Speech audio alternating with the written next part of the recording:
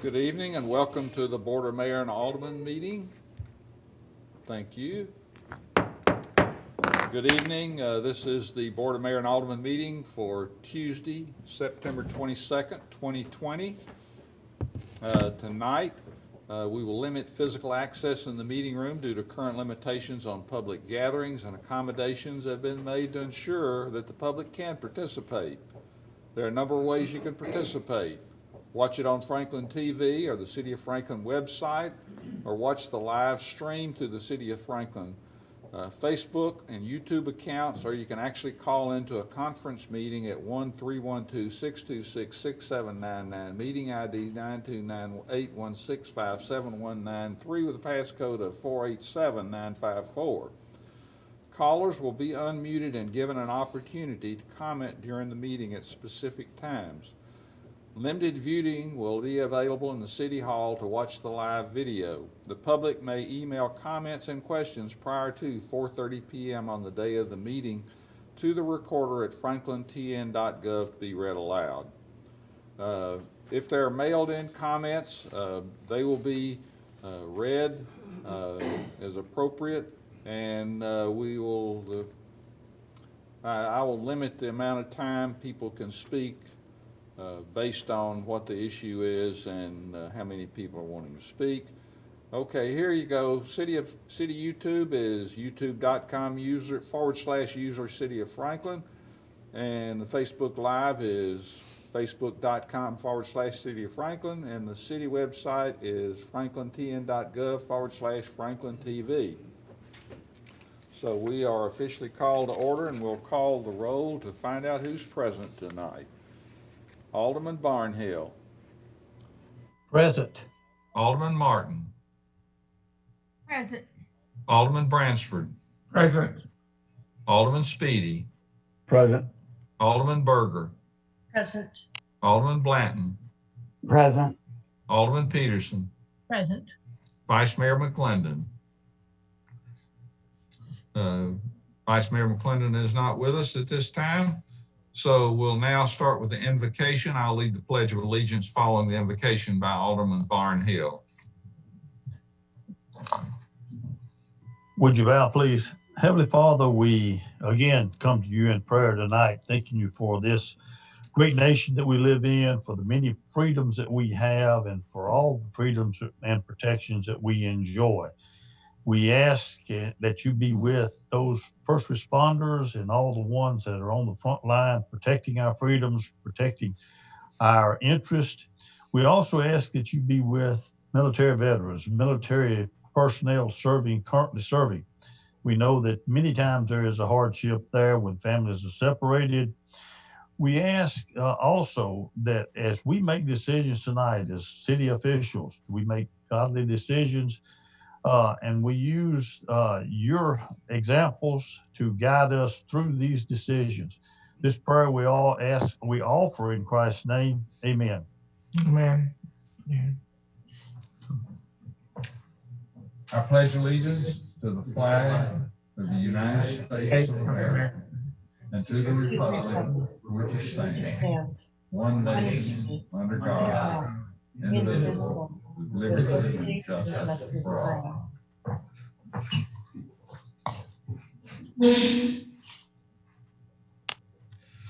We'll now go to item number 1, which is meeting procedural changes. This is a resolution 2020-179, a resolution declaring the Board of Mayor and Aldermen shall meet on September 22nd, 2020 and conduct its essential business by electronic means rather than being required to gather a quorum at the members physically present in the same location because it's necessary to protect the health, safety, and welfare of Tennesseans in light of the COVID-19 outbreak. Is there a motion? Move for approval. Second. Thank you, Alderman Berger, and thank you, Alderman Barnhill, for the second. Is there any discussion? Seeing none, we're ready to vote. Alderman Barnhill. Yes. Alderman Martin.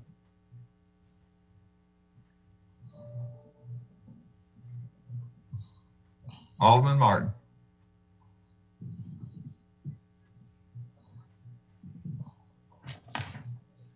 Yes. Thank you. Alderman Bransford. Yes. Alderman Speedy. Yes. Alderman Berger, Yes. Alderman Blanton, Yes. Alderman Peterson, Yes. and I don't see that the vice mayor has joined us yet. So the motion passes 7-0. Now is an opportunity for citizens to make comments for items that are not on the agenda. Is there anyone that wants to speak to this body tonight that's online for items that are not on the agenda?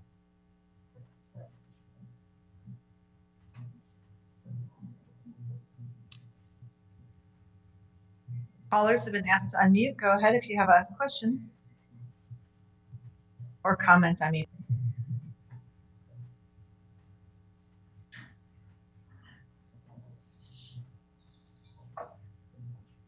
*6 is to unmute.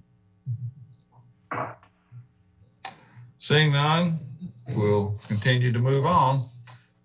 Do we have any communication for the Williamson County Commission? I have none, and so we'll move on to approval of the minutes. And tonight we're considering the September the 8th, 2020 work session and Board of Mayor and Alderman. Is there a motion? Move for approval. Second. Wow. I'm going to recognize Alderman Berger as the motion maker and Alderman No. Peterson as the second. Did I get it wrong? Yes, I did not make the motion. Oh, okay. Who made the motion? I did, I think. Margaret. Okay, Alderman Martin made the motion and Alderman Peterson seconded. Any discussion? Seeing none, let's vote. Alderman Barnhill. Alderman Martin. Yes. Alderman Bransford. Yes. Alderman Speedy. Yes. Alderman Berger. Yes. Alderman Blanton. Yes. Alderman Peterson. Yes. Passes 7-0. We now have two proclamations tonight. And the first one we're going to do is the proclamation on Fire Prevention Week. And whereas the city of Franklin, Tennessee is committed to ensuring the safety and security of all those living and visiting Franklin, and whereas fire is a serious public safety concern both locally and nationally, and homes are the locations where people are at risk from fire, and the most U.S. fire deaths occur in homes, and whereas cooking is the leading cause of home fires in the United States, and two of every 5 home fires start in the kitchen, with 31% of these fires resulting from unattended cooking, and more than half of reported non-fatal home cooking fire injuries occurred when the victims tried to fight the fire themselves. And whereas children under 5 face a higher risk of thermal or scald burns associated with cooking than being burned by flame from a cooking fire, and whereas Franklin's residents should stay in the kitchen when frying food on the stovetop, keep a 3-foot kids-free zone around cooking areas, and keep anything that can catch fire away from stovetops.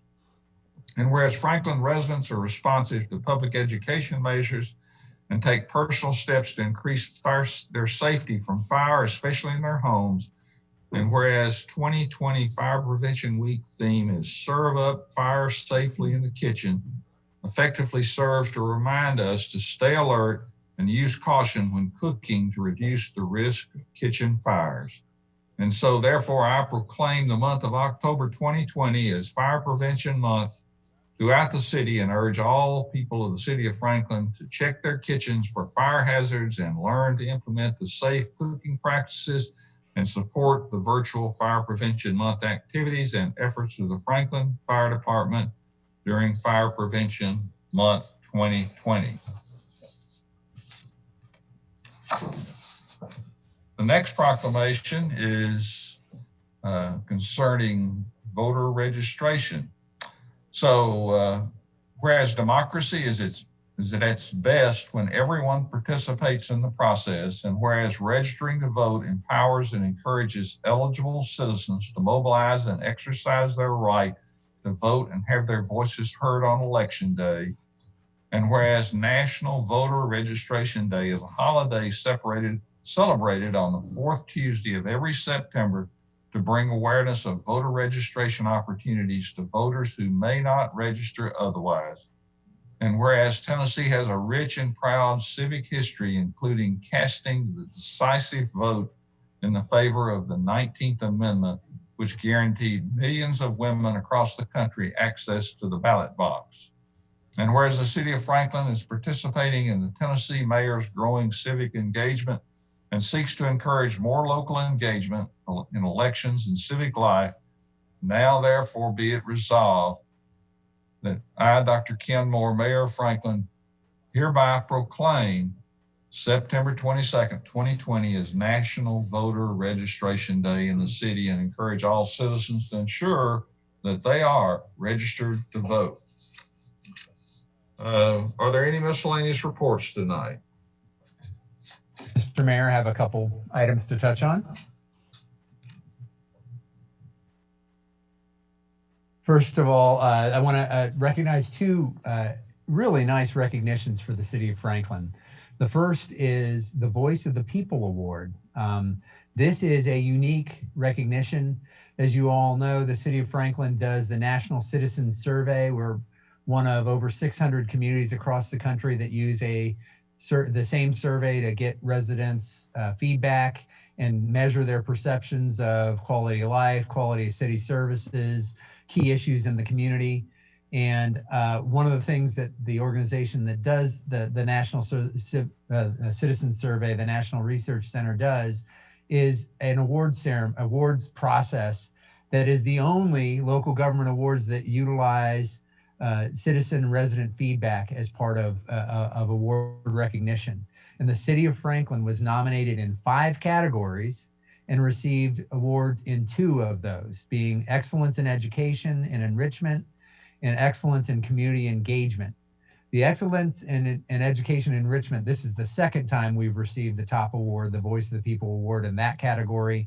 It is really exciting and a really rewarding thing to get this kind of recognition. There are only 2 cities in the United States that received awards in 2 categories, the city of Franklin, Tennessee, and the city of Gilbert, Arizona. So we are thankful for our residents and their feedback and want to recognize our team, because it's not just how you perform on the survey. You then, as a follow-up, provide additional information to the folks about how we are serving the community in these categories. And so we're really, it's really nice to be recognized in that way. So that's the Voice of the People Award that became official recently. And then another piece of recognition that was announced today by Money Magazine. They do a regular listing of the best places to live in America. And the city of Franklin was rated number 8 in that ranking of the best places to live in the United States. So we're very gratified by that. And this is the 3rd consecutive time that the city of Franklin and its size of community and has been recognized that we have been in the top 10. So we still think we're slightly underrated, but we are thrilled to be recognized and want to thank our community, our team, for the great work that helps contribute to making Franklin one of the most desirable places in America to live and raise your family and build your business. So We need to get that out of there. Those are great recognitions. The mayor does have some hardware I think he wants to show off from something we shared 2 weeks ago. We got this in the mail recently. So, Mayor?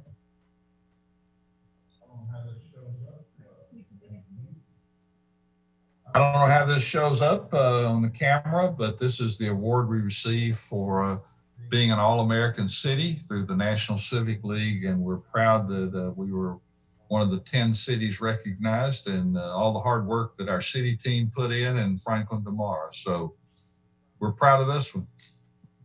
Congratulations. Can Eric reiterate? You cut out on me and I couldn't hear. Would you, what publication ranked Franklin 8th best place to live in America?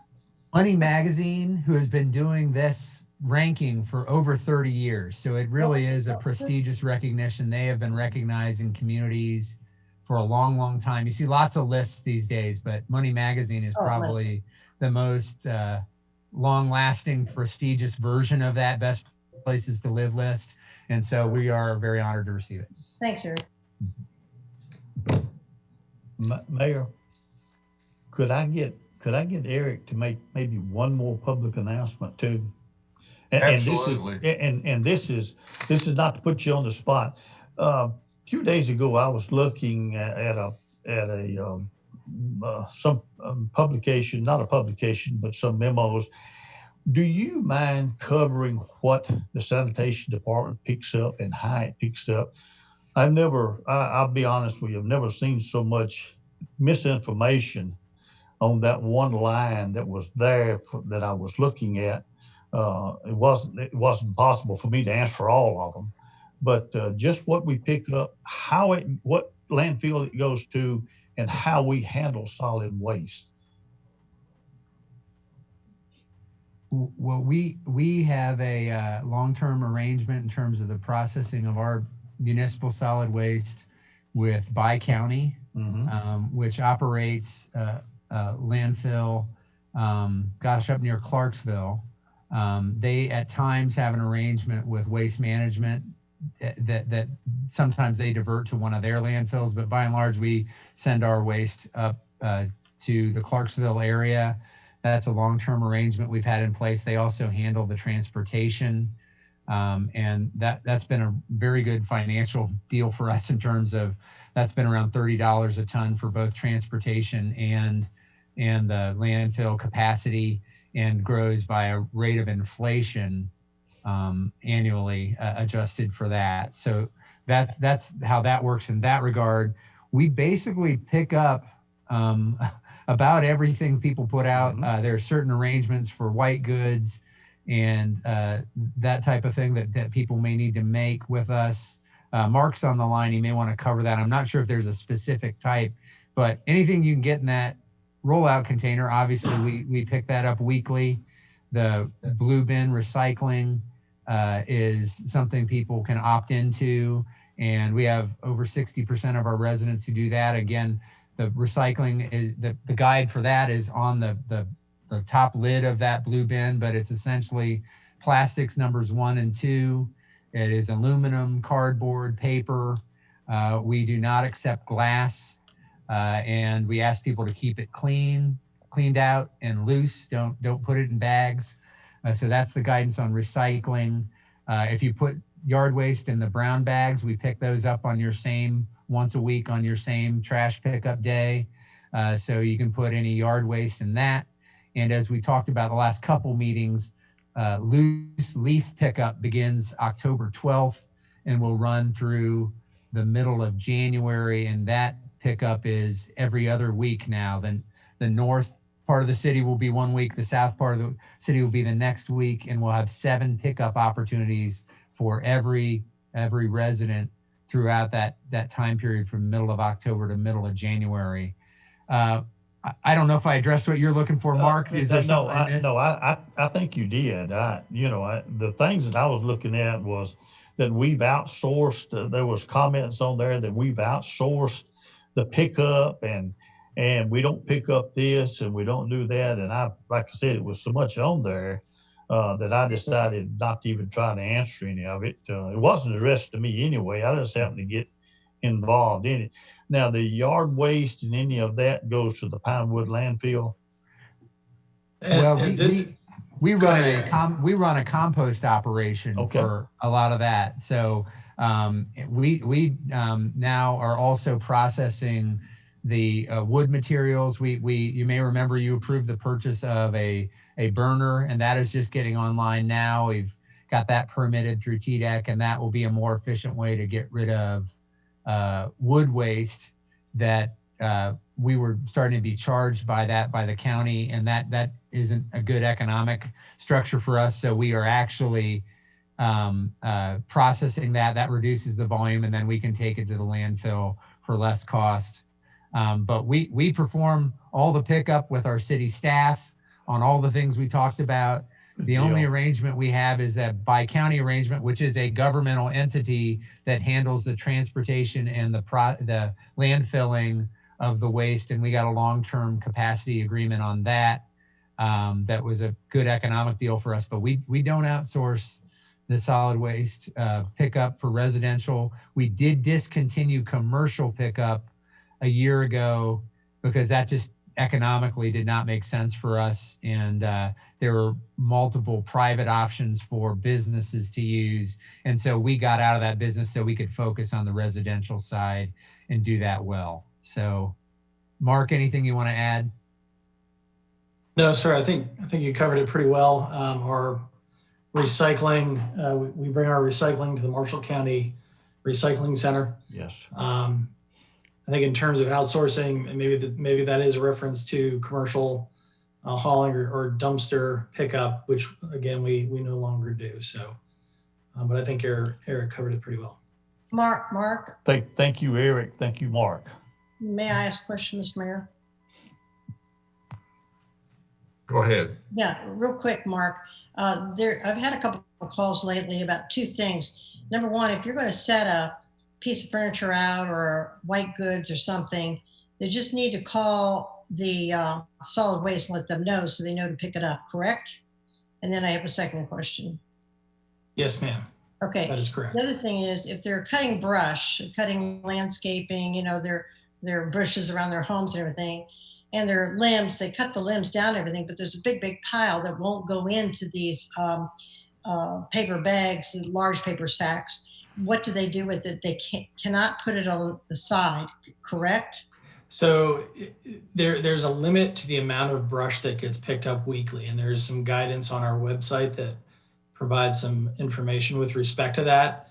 Generally speaking, it's a full-size pickup truck bed that we will pick up weekly. What we often see is commercial tree services cutting trees down and putting the entirety of a tree out on the curbside.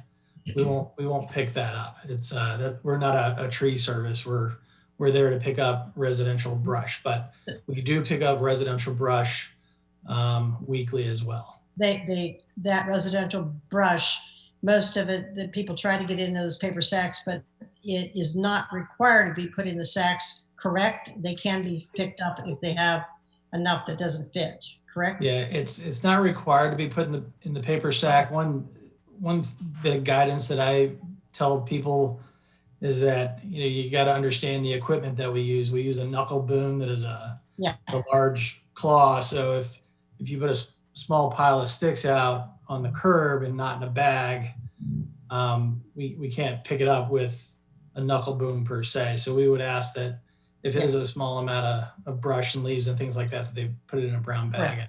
Okay, thanks for clarifying that, because I've had a lot of questions on that just this week. Thank you. No, I understand. Thank you. And thank you.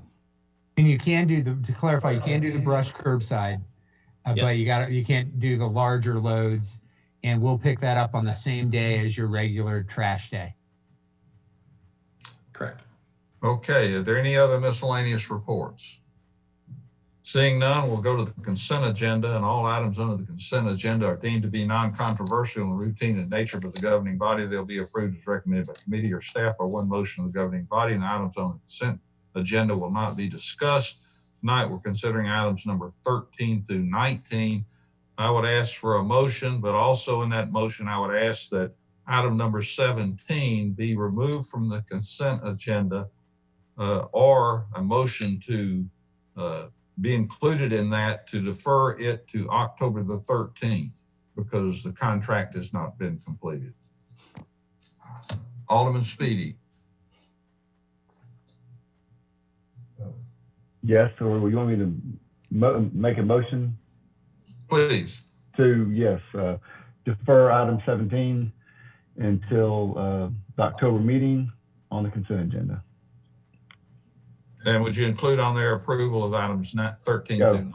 Yes, correct. Approval 13 through 19. Second. Yes. Second. Appropriate second by Alderman Berger. Everybody clear on what the motion was and what we're doing? Okay, you ready to vote? Alderman Barnhill, Yes.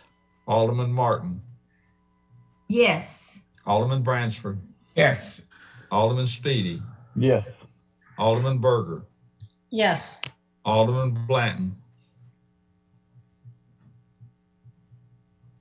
Yes. Alderman Peterson. Yes. Passes 7-0. Item 5, This is a public hearing, consideration ordinance 2020-10, an ordinance to rezone 21.24 acres from regional commerce RC6 and general office districts to plan 11.35/12,320 district for the property located south of Old Meadow Drive and east of South Royal Oaks Boulevard, the Vintage at Watson Glen PUD subdivision. Who's doing that tonight? I am, Oh, Mr. good, Mayor. Amy. Yes. Thank you, Mr. Mayor. The applicant is requesting to rezone the property to accommodate the proposed development plan for Vintage at Watson Glen. The development plan has been submitted concurrently. The proposed uses, as well as its mix and location, are supported by the neighborhood mixed-use design concept. Staff recommends approval of ordinance 2020-10.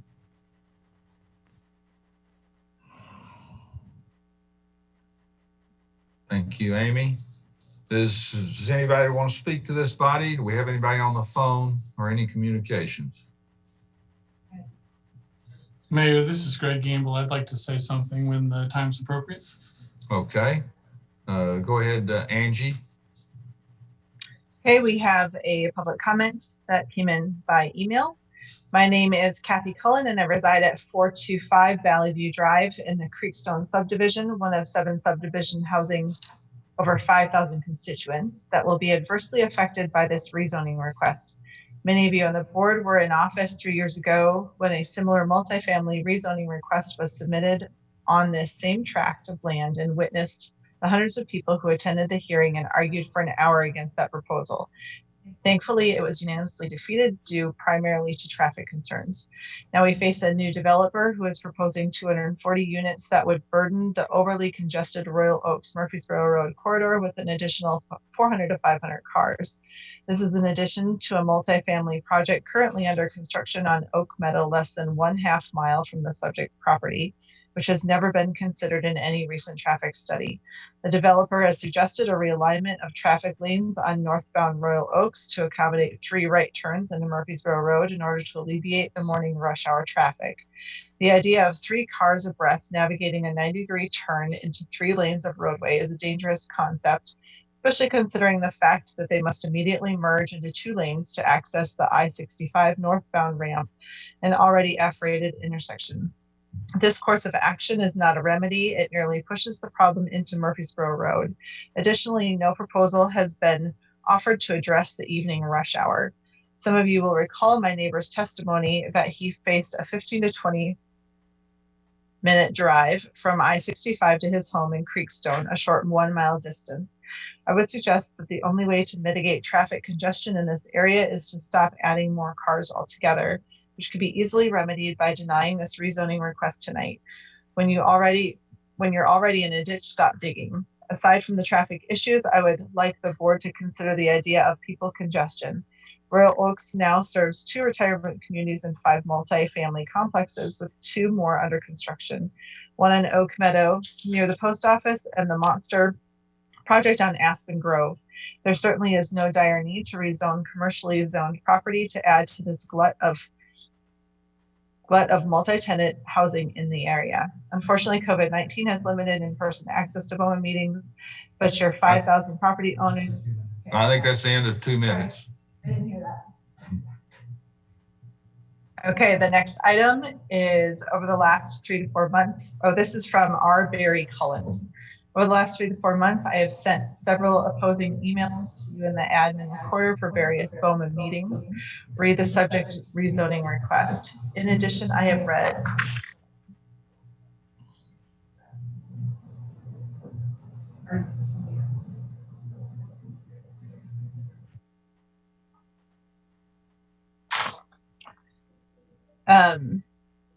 in addition, I read all emails attached to that particular meeting agenda. In every email submitted, there was a common theme. Please do not approve the request for rezoning. The reasons behind this position were clearly and subsequently spelled out in each email. I have heard it mentioned several times by Mr. Speedy that the Neighborhood Alliance leaders have unanimously supported the developer's plan. This must be a personal opinion offered by the alliance leaders and not the voice of their respective community constituents, since at no time from January 2020 through September 20th, 2020, have the residents of Creekstone been polled as to their opinion, read the acceptability of the requested rezoning. I suggest that these two ordinances be tabled until such time that all residents of all neighborhoods be polled, surveyed, and their opinions heard. Then may the majority rule. You should not let the personal opinions of a few govern the wishes over the majority. Over the past few months, my wife and I have participated virtually in every televised BOMA and FMPC meeting wherein the subject matter was on the agenda. We understand the importance of this particular meeting, and our hope is that this communique will be heard and that BOMA will respect the unanimous objection to this variance request and vote no to the change of zoning or table these requests until a neighborhood quorum can voice their opinion. In the best of all worlds, a live in-person meeting in this very best forum when making such an important decision impacting the future of so many.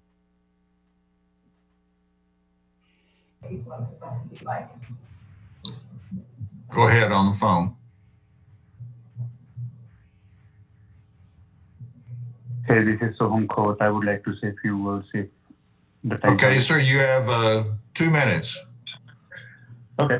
Hey, thanks for the opportunity. So, where the property is proposed, and in that area, we have a YMCA, we have USPS, we have multiple apartment complexes, we have multiple shopping complexes, we have 2 retirement communities, we have 2 childcare centers.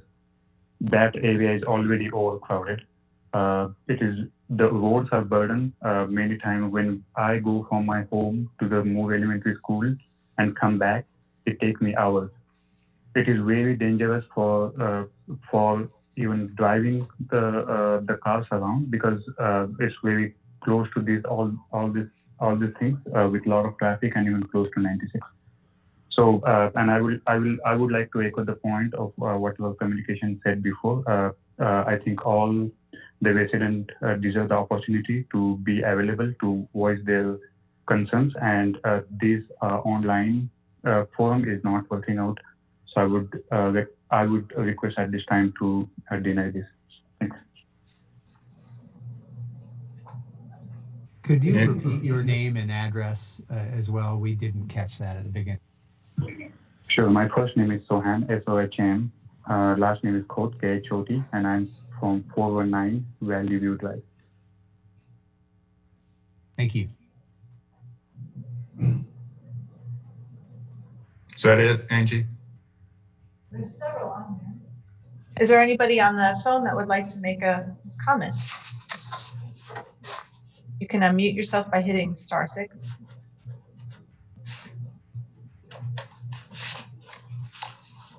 Okay, we're gonna close the public hearing and, oh, I'm sorry, Greg Gamble wanted to. Greg, I'll give you Yes, Mayor. 2 minutes also.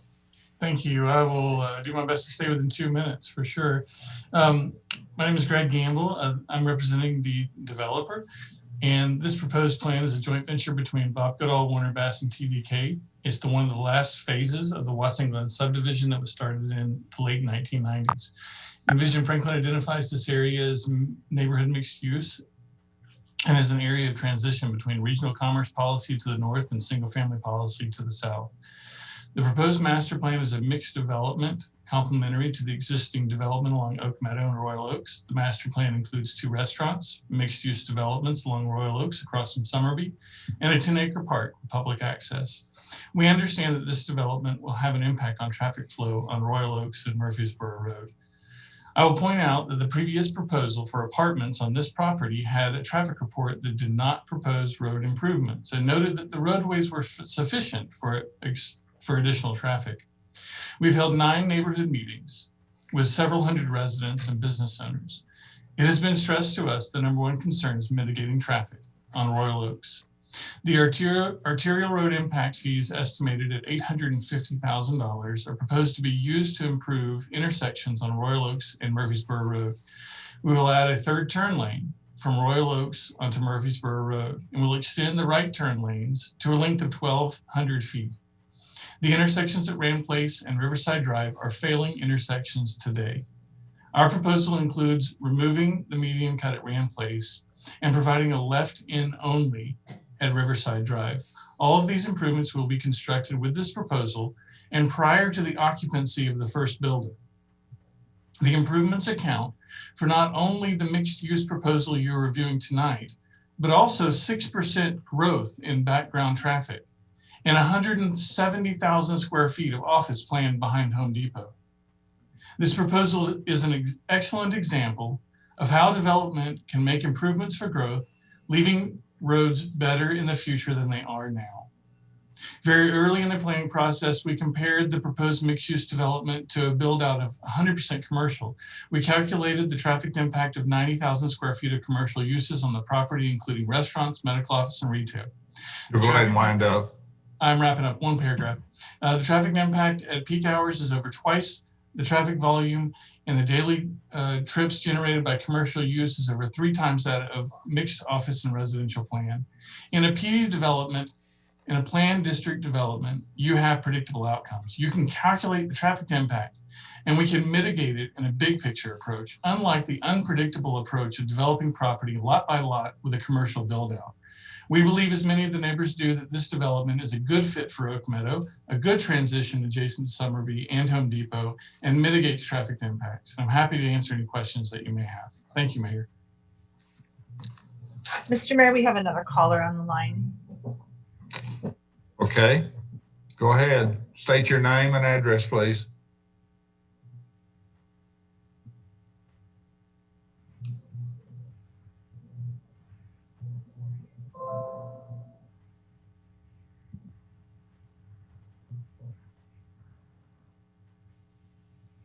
I'm going to declare the public hearing closed and I entertain a motion. Move for approval. Thank you, Alderman Speedy. Second. Second by Alderman Berger. Any discussion? Mayor, this is in my ward, so I'll agree with all 3 callers and what Mr. Gamble has said, that traffic by far was the #1 concern with this development. And I think what Mr. Gamble has said, going from 100% commercial to mixed use is the first thing they did to mitigate the traffic counts. Then also, just to reiterate, the road improvements that they're going to make, that with this development, the levels of service are projected to be better than if the development did not happen at all and just normal growth occurred over the next 3 to 4 years. Is the development perfect? No, but in lieu of absolutely no development, and we know it's already approved for what Regional Commerce 6, I think this is a good outcome for this area, and I think it kind of hopes it adds some redevelopment in that corridor. Any other comments from the Alderman? Mr. Mayor, what I'm hearing is if we do nothing, there is traffic, as I stated earlier and during the work session. And if we do this, move this forward, there is predictable traffic in some kind of control way. But either way, it's a failure at some points throughout this system. So and you've had 9 meetings, people have voiced their opinions, and there's no correct answer to say that we will not be impacted by traffic. So knowing that, you either completely not do this and allow what is allowable to go forth, which will create traffic. So I think having a little bit of a prediction or predictable development with predictable traffic would be has a little edge for me, but either way is not ideal. So I will support, what are we into, second reading here? I will support moving forward. Okay. I just want to reiterate one thing. Go ahead, Alderman Berger. Okay, so Mr. Campbell, you said 9 neighborhood meetings, is that correct? And Yes, that's correct. Okay, and then, yeah, you've been before us for months and months and months. We've talked about this, but this does fully meet the land use plan as well, correct? Yes, it does. As is. And did you quote, I was trying, you said a lot in those 2 minutes. So did you say you were, in addition, providing for, was it 6% additional growth as well after the project? Yes, the traffic impact study includes the mixed use proposal that you're reviewing tonight. All right. It includes 6% background growth in traffic and 170,000 square feet of office planned behind Home Depot along I-65. Oh, that does include that. Okay. I thought, The improvements mitigate all of those things, bringing that traffic to much of the intersection down. Not, I guess all it right. doesn't mitigate 100%. Thank you. Mr. Mayor, Alderman Blanton.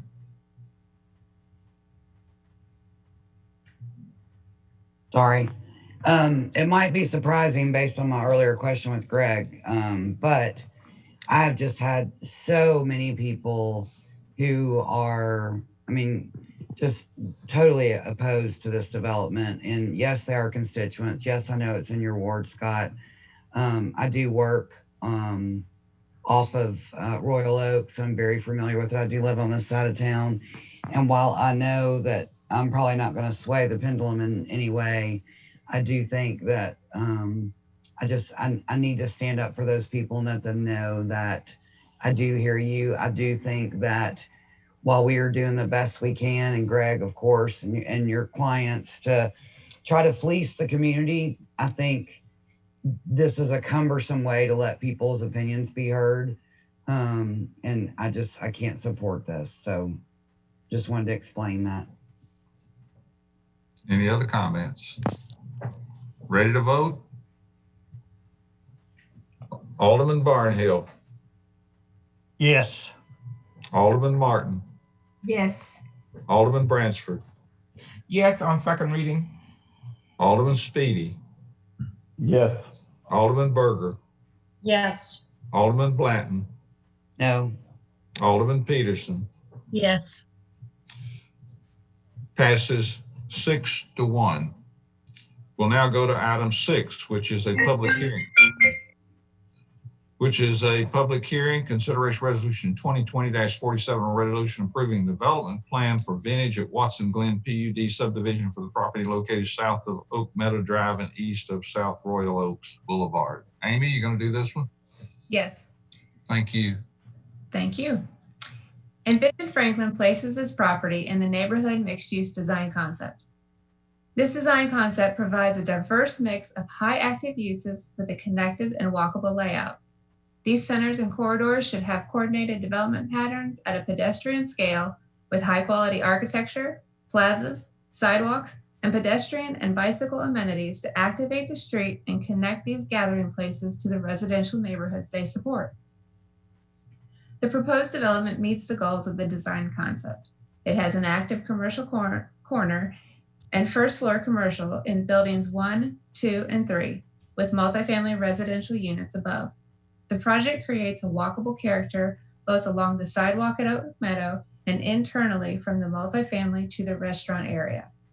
A large natural area will be developed with trails and offer a buffer between this development and the existing neighborhood. Staff recommends approval with conditions of Resolution 2020-47. Thank you.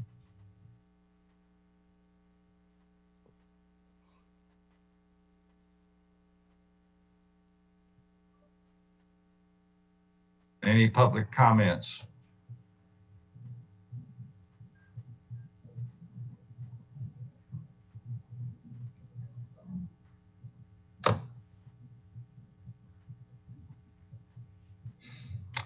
Anybody on the phone? Amy, if you could clarify the conditions. They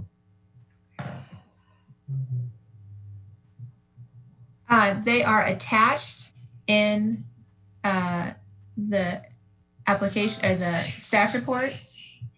I can pull them up if you give me just a second.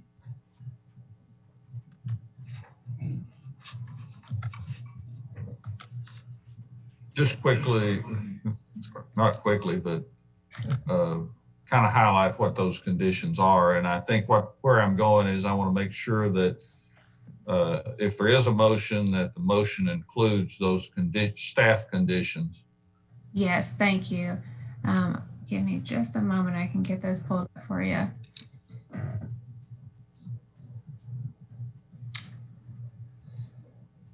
All right. I believe one of them mentions architecture. It's an advisory comment, and it's just that they need to fully meet the requirements of architecture at the site plan stage.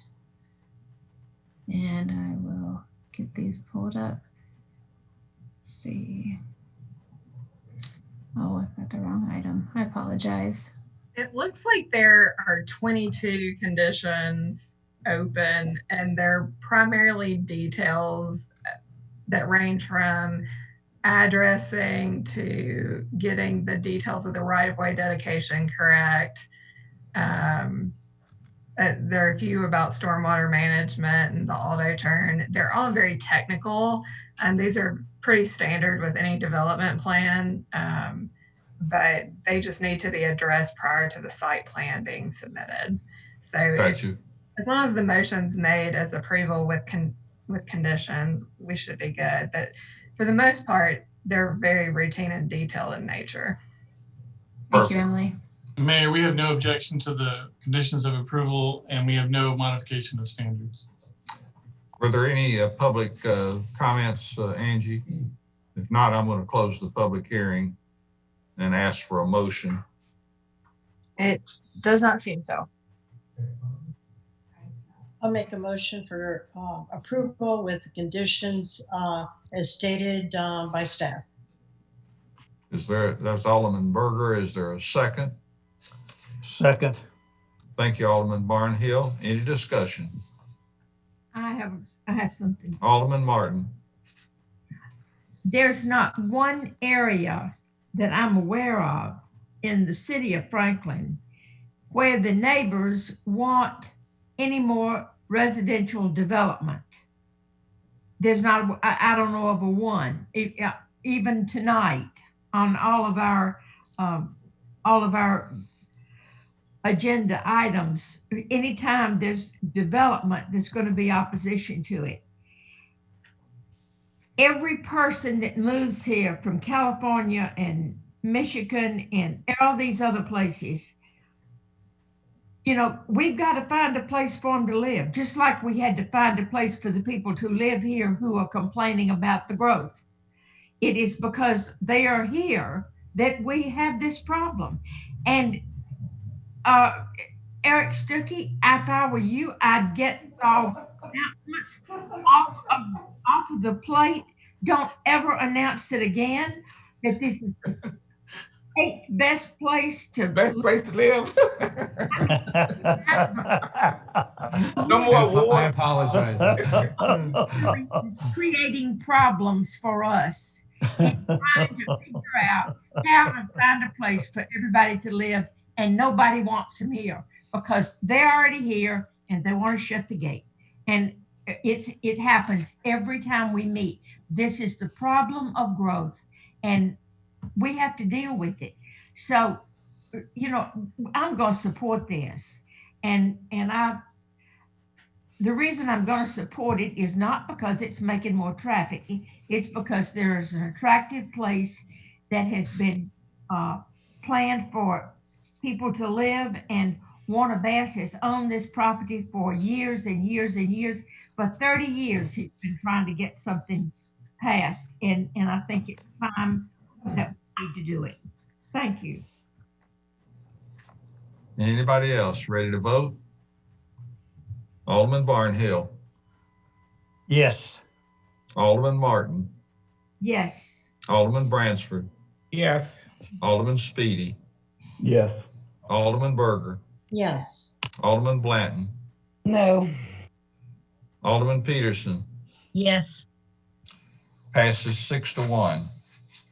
We'll now go to item 7, City of Franklin Contract 2020-0123 Parkland Construction Dedication Agreement between the City of Franklin and Franklin Capital Investment LLC for the property known as Vintage at Watson Glen PUD. Is there a motion? Move for approval. Appropriate motion by Alderman Bransford. Is there a second? Second. Second by Alderman Barnhill. Any discussion?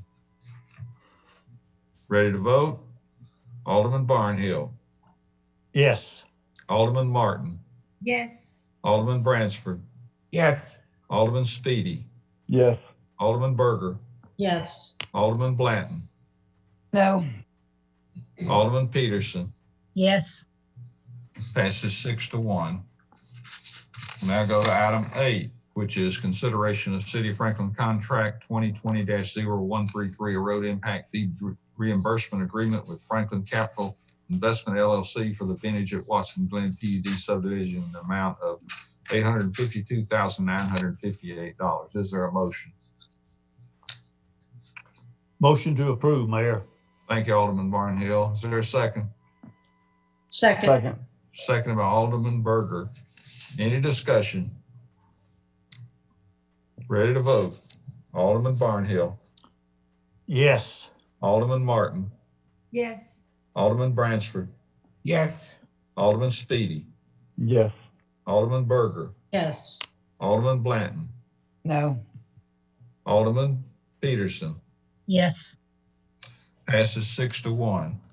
Item number 9, consideration ordinance 2020-20, an ordinance to zone 340 acres of state residential district for several properties located south of Long Lane and east of Interstate 65. Is there a motion? Motion to approve, Mayor. Thank you, Alderman Barnhill. Is there a second? Second by Alderman Martin. Any discussion? Ready to vote. Alderman Barnhill, Yes. Alderman Martin, Yes. Alderman Bransford, Yes. Alderman Speedy, Yes. Alderman Berger, Yes. Alderman Blanton, Yes. Alderman Peterson. Yes. Passes 7-0. Next is consideration of resolution 2020-115 as amended, a resolution requesting a referendum for the annexation of several properties located south of Long Lane, east of Interstate 65, and outside of the southeastern part of the city of Franklin urban growth boundary by the city of Franklin, Tennessee. Is there a motion? Move for approval. Thank you, Alderman Martin. Is there a second? I'll second that. Thank you, Alderman Barnhill. Appropriate motion, second. Any discussion? Ready to vote. Alderman Barnhill, Yes. Alderman Martin, Yes. Alderman Bransford, Yes. Alderman Speedy, Yes. Alderman Berger, Yes. Alderman Blanton, Yes. Alderman Peterson. Yes. Passes 7-0. Next is item 11, new business. Consideration resolution 2020-172, a resolution providing the next step is related to the road network and our future land uses in the West Sanitary Sewer Basin in the western part of the city of Franklin and with the city's urban growth boundary north of Highway 96 West. I think we were going to ask Emily if she might give some clarification before I ask for a motion on this. Sure. So as we've kind of continued the discussion during the last work session and over the last couple of weeks, it seems like there are some items that need to be clarified on the resolution. So one of the things is the geographic scope of the study area. The intent, as we discussed at the last work session, was to include in the study area, the parcels that you see there on the screen. It's everything that's basically considered conservation subdivision between Highway 96 West and Hillsborough Road, generally west of Matt Catcher Parkway. And the reason that the staff recommendation is to include the entire area is that all of it falls under the same land use policy in Envision Franklin, and is all treated under that same policy. So if we were going to look at doing a small area plan, either now or in the future, if the board decides that's the better time, we would want some clarification on if you want this entire area included in the small area plan, or if you would want that amended in any sort of way. The other reason that we included all these parcels is because there are multiple developments that have had some neighborhood meetings or have had plan meetings with staff. And as a result, we have heard public feedback requesting that this area be restudied. And it's not just the parcels that are closer to Highway 96, but we've heard that for development proposed along Hillsborough Road as well. So that's one of the reasons that we included all of these in the study area. So just to clarify on the resolution, we would ask that the board, if you move forward with option C, either tonight or in the future, that you make a motion to amend the title of the resolution to a resolution providing next steps related to the road network and or future land uses in the West Harpeth area, defined as the area generally west of the new section of Mac Hatcher Parkway between Hillsborough Road and Highway 96 West. The other item that we really think could use some clarification is if the board wants us to move forward with this small area plan, we know already that there are likely going to be multiple developments in the pipeline between now and the completion of that study. So we really need guidance on whether the board would like those development rezoning and development plan applications processed in the interim time period, or if you would like us to not accept those until the study is completed. This would give us guidance to know how you would like to move forward in regards to those procedural requirements.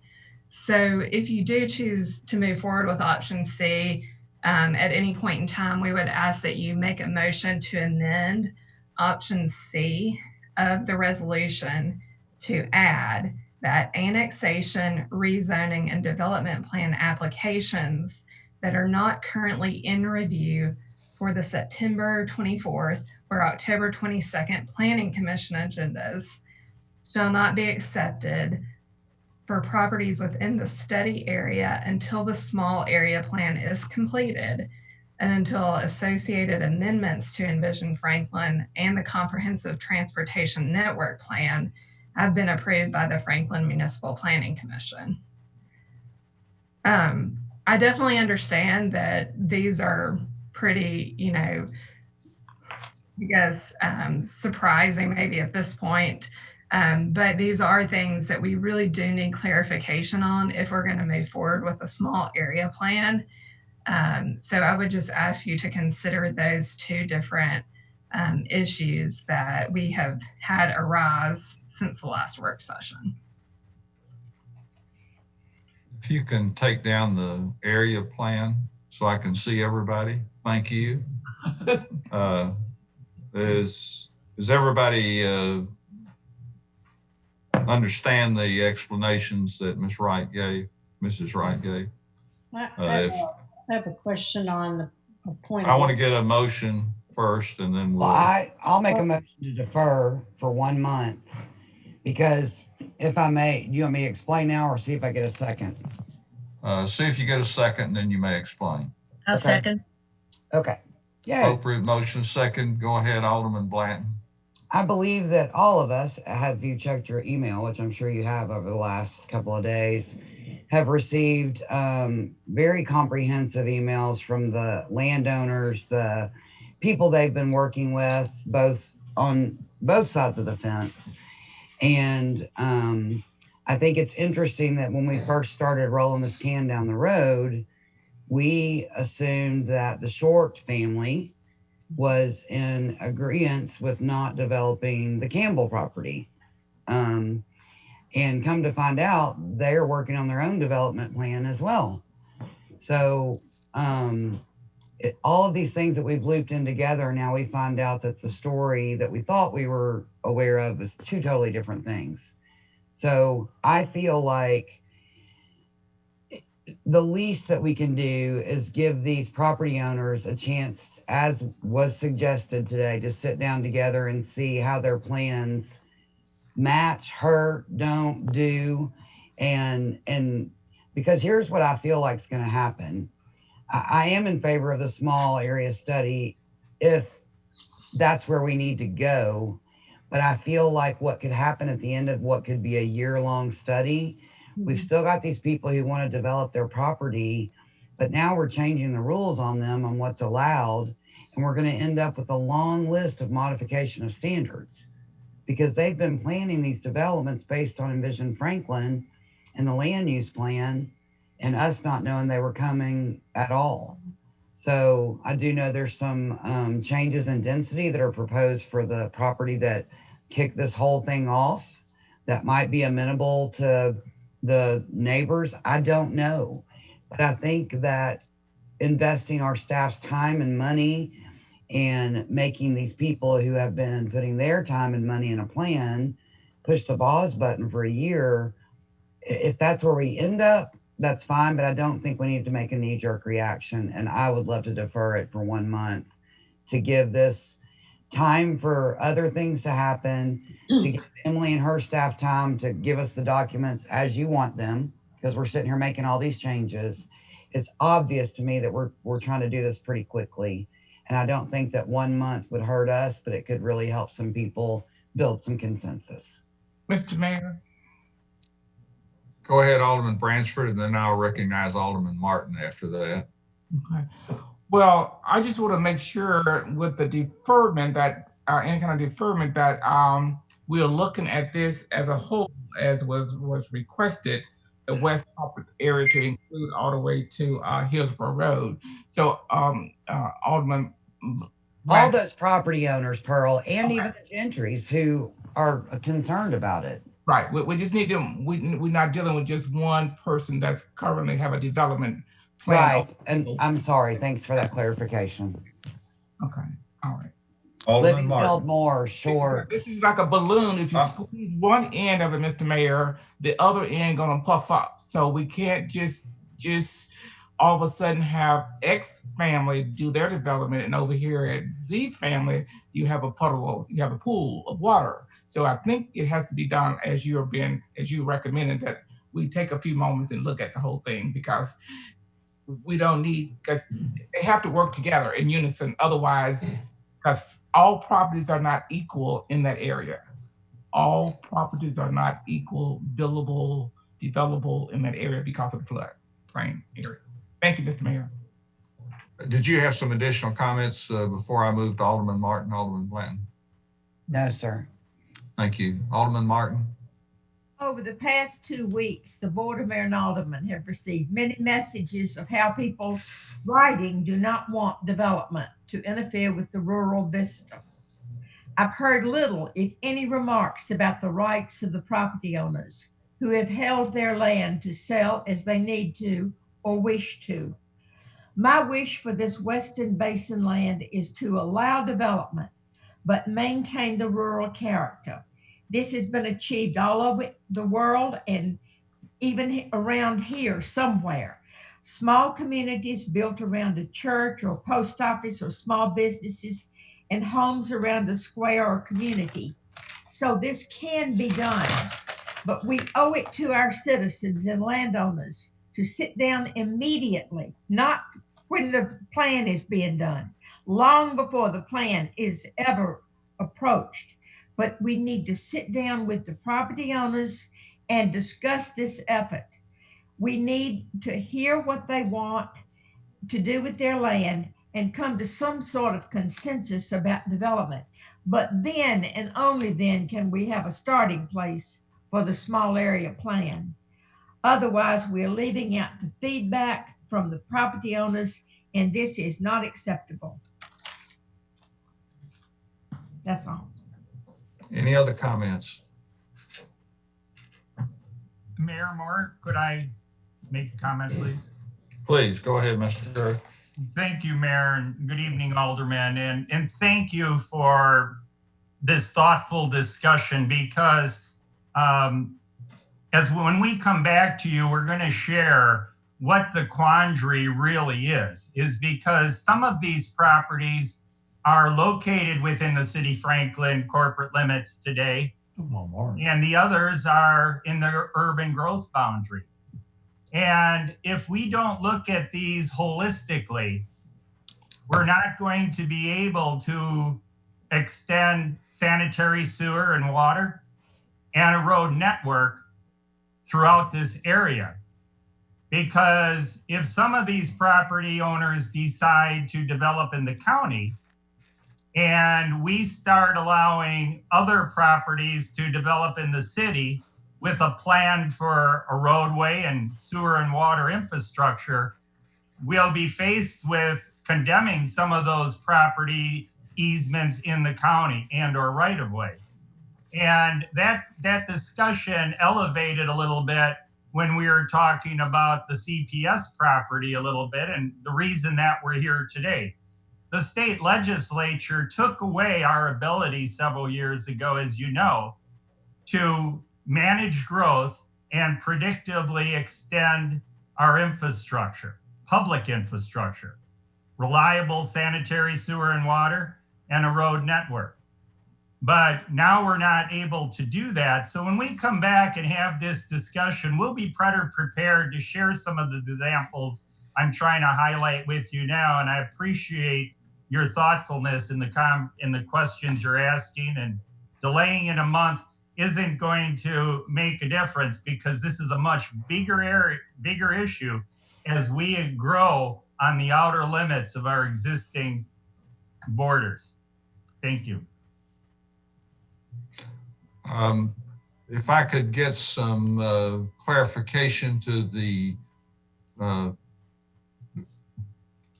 deferral date exactly, which meeting would that be? Would that be the second meeting in October? Is 27th of October? Is that acceptable in your motion, Alderman Blanton? Yes, sir, it is. And another comment, if I may, unless somebody else wants to say something, I don't want to hog the mic. Go ahead. Margaret brings up a really good point, and one of the other things that I wanted to comment on was where it's concerned with Brownland Farm. Also, we've been getting a lot of emails about that. I don't necessarily know that I feel like it needs to be included in the small study. I think that they have gotten so far down the road, and their problem, yes, it's traffic, but the Anderton family has served this community in their business in 3 different locations, and people want them, some of the comments that we've received, people want them to continue to run their business in the horse industry. And to me, that's just absolutely crazy that you would want somebody's hands to be tied to a certain piece of property performing a certain function for the good of the common and them not realizing their investment. So I do think that the Andertons should have the right to benefit, Margaret, as you're saying. And it's like we talk about all the time. If you like the view out your window, then you might need to buy the land and the cow that sits on it, because it's not going to stay there in perpetuity. And while we love the romanticism of a horse farm in the city limits of Franklin, it's not realistic, and it's not realistic for them moving forward. So I did just want to kind of explain my feelings on the Anderton family and their right to sell Brownland. Okay, any other comments before we go to the vote? Mayor, yeah. Alderman Barnhill. I would like to say, I keep hearing Alderman Berger. Are you wanting to speak, Alderman Berger? I do, but let Clyde go ahead. I got kicked off and just got back on, so I missed the rest of Margaret's comments, but go ahead, Alderman Barnhill. I would like to echo my comments and compliments to what Margaret had to say, and to say that my sentiments are going to lie with the property owners who do not want this. I understand you move in and you think you're going to have that property behind you or whatever it is forever, and it's just not, it doesn't work that way. And I want to know what property owners are in agreement with this and how many property owners we're actually talking about. That's the first key to all of this, is to know who we're affecting and who's not being affected or who is being affected, because we've had a great deal of what I consider to be misinformation, or maybe leading in the wrong direction information. So when we get ready to do this, we need the property owners themselves. And if it's multiple property owners own a piece of property, each one of those names need to be listed, or the spokesman needs to be sitting there saying, I'm representing 11 property owners here. So let's go from there. I'll certainly support 30 days, because with what the motion changed to, it will take 2 weeks to figure out what it changed from to. So I'll support a second or the delay of the deferral for 30 days, and would like for staff, if they're looking to do something, they need to go to the property owners themselves and understand what's happening. I understand there's emails flying everywhere. I got one from some guy in Japan. Okay, so I mean, that's and that's not to be funny. He was from Japan. So anyway, let's do it. If you want to do it, let's look at it. But I'll certainly support a deferral for 30 days on this. Alderman Berger. Amen. I want to ditto Alderman Barnhill, what he just said. That was going to be my point. I will vote for deferral on this if our city staff, planning, engineering, whoever needs to be in that meeting, gets together with the private landowners and any developers or people they have employed to look at their land with them. They should all be in the room together so they can all hear this. I think we need to go, I sent an email earlier today to administration. The other alderman didn't get it. But my big concern there is that and this is not a criticism of staff or the alderman, but we're to a point where we're going out into our urban growth boundary more and more, and we're going to have to start thinking outside the box. What does that really look like? I talked about more urban area, a more rural area, rural by design area, and what does that mean? So I think we need to get everybody in the same room. We need to get these landowners. We need to get their people that they are talking with to help them look at their land and how they want to develop it. But we need to talk about what do we really want in an urban growth boundary that surrounds the rural area. I, for one, am a little, and this is my comment, that I think we've got to make sure that we will be committed to meeting with these people.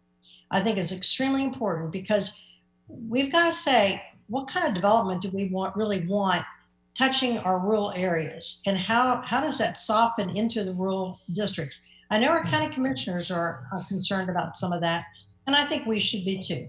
And I think that there are some good answers here, but it requires a lot of thinking outside the box and probably approaching things a little differently than maybe we have before. Some of the subdivisions, we've had alley loaded garages and everything. Maybe that's just not the way to go in these more rural touching areas. So I will support the deferral, but I want a commitment that we will meet with these landowners and that we will bring in their professionals. If they have hired professionals, let them come in too. But we need to be talking to them. We need to be brainstorming, and we need to be talking about good design, placement, how a subdivision is actually going to be placed in a rural area.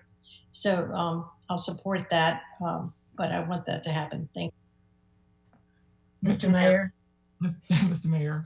Go ahead, Alderman Peterson.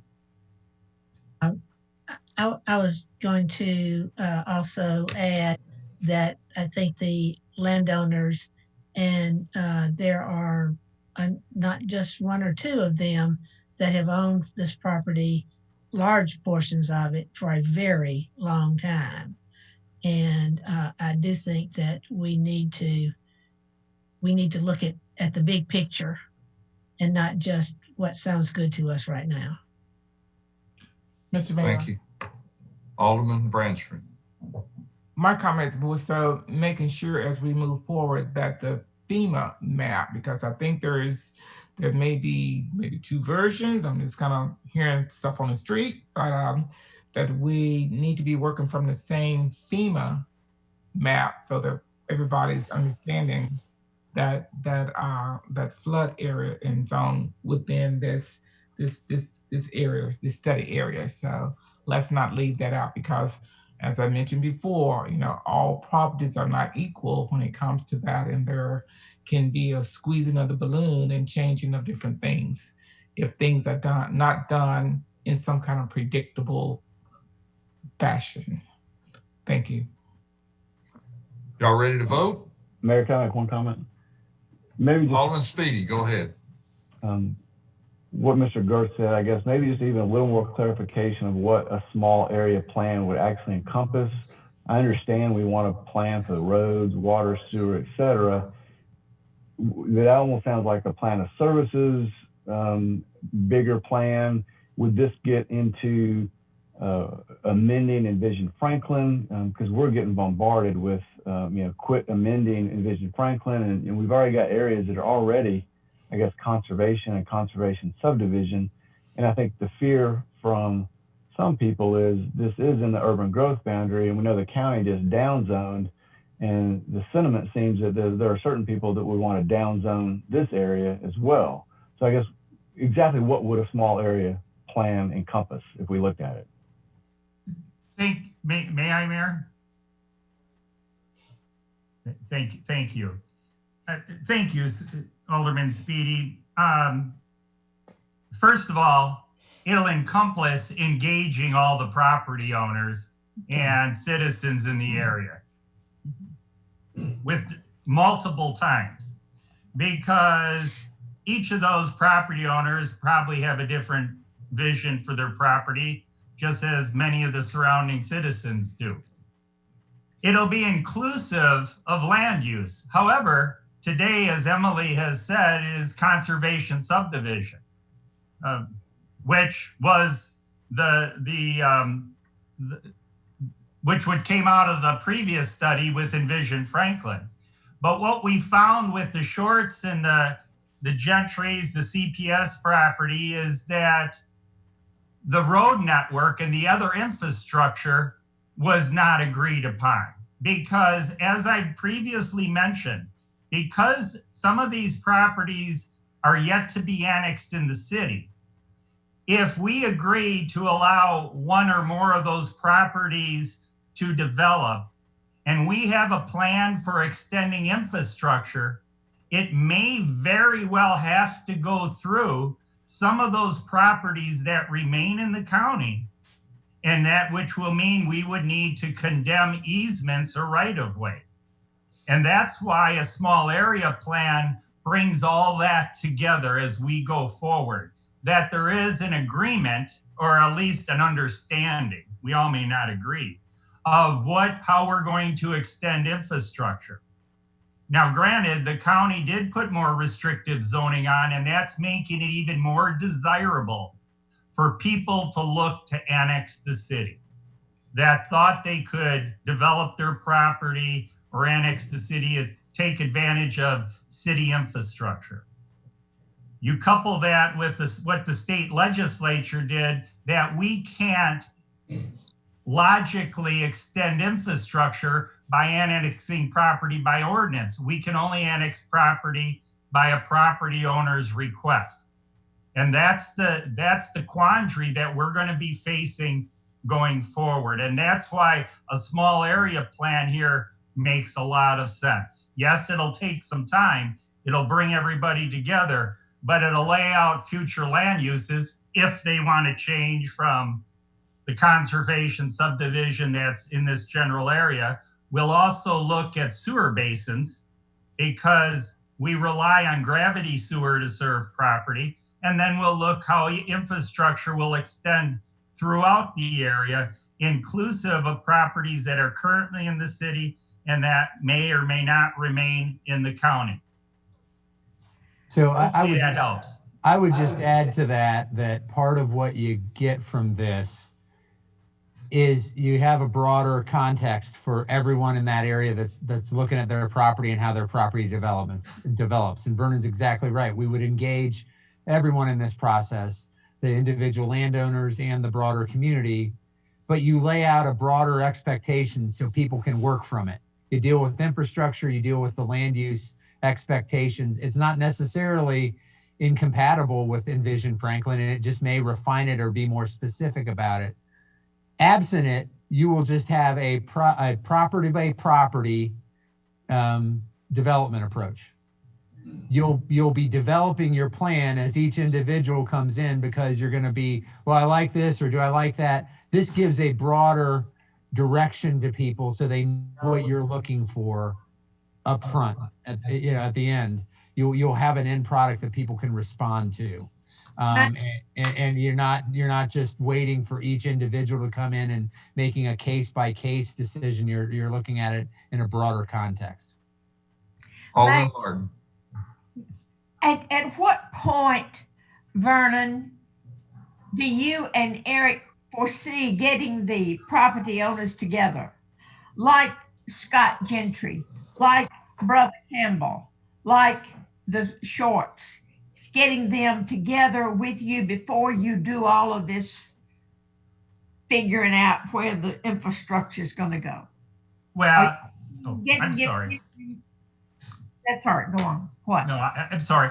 Well, they would be coming along with that. Once we have direction from you to proceed with the small area plan, given the amount of work that would go into this, we'd leverage the expertise of a consultant and ask them to start bringing the people together to look at this area of what their vision is for their property, so we can make it work.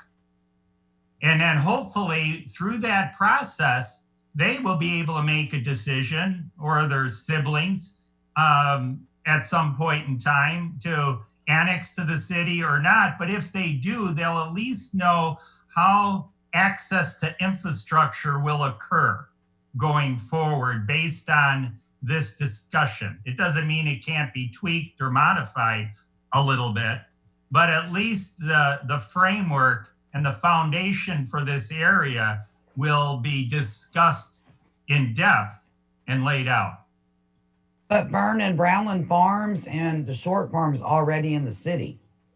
That is correct. And the Brownland Farms is in a different sewer basin, bordered by the Harpeth River on the north, west, and south, Hillsborough Road on the east. These other properties to the west are in the west sewer basin, which would be served by gravity sewer. That's the importance of that distinction. But as Emily mentioned, they're all part of the conservation subdivision, and some people, may not understand what our different land use policies call for, because they're not interested until a development comes in their neighborhood. And going through this exercise, inclusive of Brownland Farms and some other properties or not, will provide that opportunity for citizens to understand what good planning does. And that's Envision Franklin. That's a small area plan inclusive of infrastructure, floodways, floodplain, and how that could be impacting the area going forward. Mr. Mayor. Alderman Peterson. Several things I want to just say. Number one, we definitely need to look at the major thoroughfare plan there. Whenever I looked back at some old maps, I think at least 15 years ago, had some of these things. And I guess I never worried about them because at that time, nothing was planned out here. But this absolutely needs to be looked at again. I cannot imagine some of those things being built that we have in our major thoroughfare plan. That's one thing. Another thing is that in this case, there are, as I say, quite a number of properties that could be developed that would make that could bring in a lot of land. And I need to ask a question, then I want to say one more thing. Along with that, every piece of this that we're looking at that last map that you sent out this afternoon at 2:30, all of that is in the urban growth boundary, correct? Okay. All right. Then also thinking about all of this really needs a big overview. But again, I think we need to say our concerns, which we have done tonight, I think. But and there are some definite problems with some of the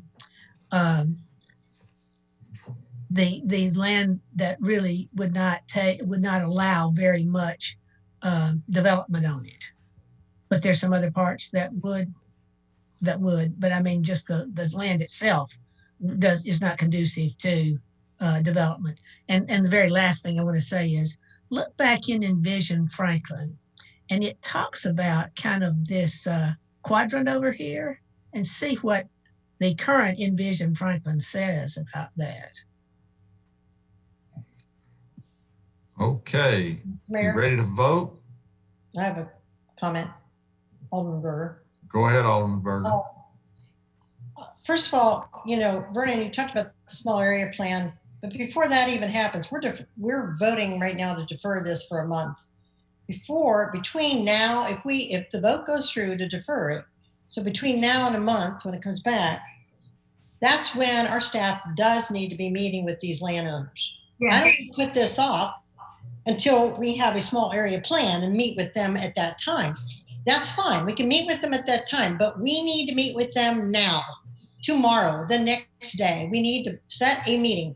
When we're done tonight, tomorrow morning, when y'all come in, need to be planning a meeting with those landowners and the people they've engaged with them, if they already have engaged some people to look at their land and to develop their land or do whatever.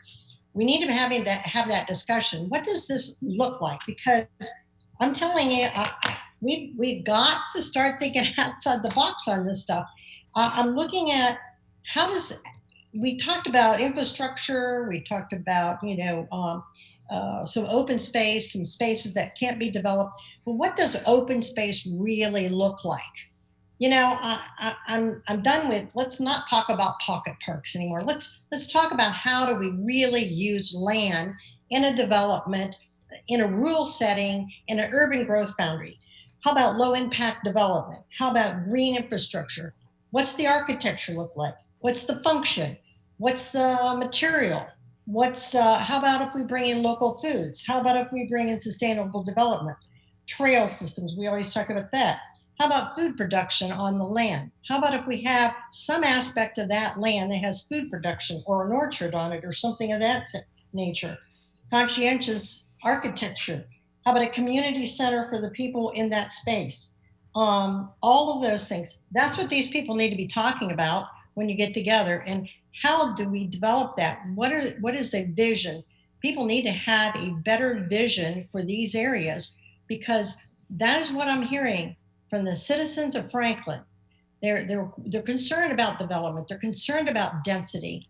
And when we get out into these urban growth boundaries, and then, of course, as you said before, the state gave the rights to people to come in and ask for annexation even outside the urban growth boundary. So how does that look? We have got to we've got to wrap our arms around this in a better way. So I'm not going to vote for anything unless we're promised that in the next month, these landowners are going to be meeting with the city and they're going to be talking about everything I just talked about and a myriad of other subjects matters that has to do with, number one, their land and what. I'm gonna stop you right there and ask if we can kind of rein everything back in, because I've allowed a lot of liberty here to talk about a whole lot of things, but what we have on the floor is a motion to defer to October the 27th. So I think it's time to go ahead and vote on that and see if we're going to defer it. If not, we're going to talk some more. So if you're ready to vote, Alderman Barnhill. Yes. Alderman Martin. Yes. Alderman Bransford. Yes. Alderman Speedy. Yes. Alderman Berger. Yes. Alderman Blanton. Yes. Alderman Peterson. Yes. Passes 7-0. Item 12, ordinance 2019-19 to amend Title 16, Chapter 5 of the Municipal Code to address public gathering and expression events. This is the first of two meetings. Is there a motion? Move for approval. Thank you, Alderman Second. Bransford. Second, Mayor. Thank you, Alderman Barnhill, for the second. Any discussion? Ready to vote? Alderman Barnhill. Yes. Alderman Martin. Yes. Alderman Bransford. Yes. Alderman Speedy. Yes. Alderman Berger. Yes. Alderman Blanton. Yes. Alderman Peterson. Yes. Passes unanimously. Any other business come before this body? Is there a motion to adjourn? So move. Thank you, Alderman Barnhill. Is there a second? Second, Alderman Blanton. Thank you. How do we vote? Alderman Barnhill. Yes. Alderman Martin. Yes. Alderman Bransford. Alderman Bransford, how do you vote? All right. Yes. Alderman Speedy. Yes. Alderman Berger. Yes. Alderman Blanton. Yes. Alderman Peterson. Yes. We're adjourned. Unanimous vote. Thanks, Mr. Mayor.